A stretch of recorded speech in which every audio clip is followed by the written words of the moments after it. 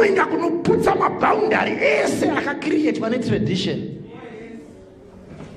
Rudo runoenda kunogadzirisa mistakes akaitwa nevakatitangira. Rudo runoenda kunovheneka nekuona kuti imi vedoe pano pasi panapa hakuna munhu asina zvaakaipira ende hakuna asina zvaakanakira. Let me allow my children to make their own choices and decisions on who they want to connect with and who they don't want to connect with. Paukama hwedu nekuti munhu wese ari hama yako Mwari vanoti ngaadiwe. Pane mukatanga kudzidzisa vana ava kunzi kwamapfeka hakuendwe, vanokura vachingonzi hakudi, okura achingonzi hakudi, ozoudzawo mwana wake kuti hakuite sei. Saka unozoona kuti muri blood brothers, muri blood sisters, you will never visit each other.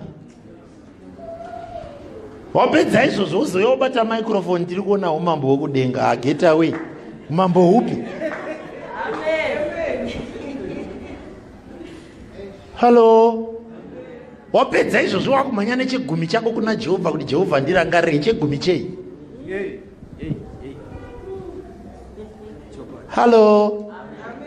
Vako chaivo madzikoma vaningina, blood brothers, blood sisters. How many of them are you not speaking with? Hello. Vangani chaivo usiri kutaura nawewo.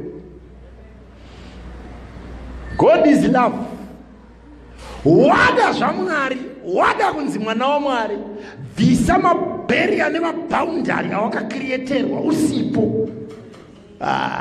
Ndikutotarisira kuti munhu achibva panapa anonobata foni achienda kunofonera munhu wanga ane makore asingatauri naye, nekuti izvozvo ndo zvinokuita mwana waMwari. Chinokuita mwana waMwari hakusi kubvisa taiti yakawanda, chinokuita mwana waMwari hakusi kubvisa ofaring yakawanda, chinokuita mwana waMwari hakusi kubvisa seed yakawanda, chinokuita mwana waMwari hakusi kuuya chechi every day. Chinokuita mwana waMwari is to love.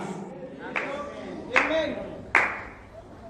How many people are you not communicating with even in the house of God because you were not patient with them?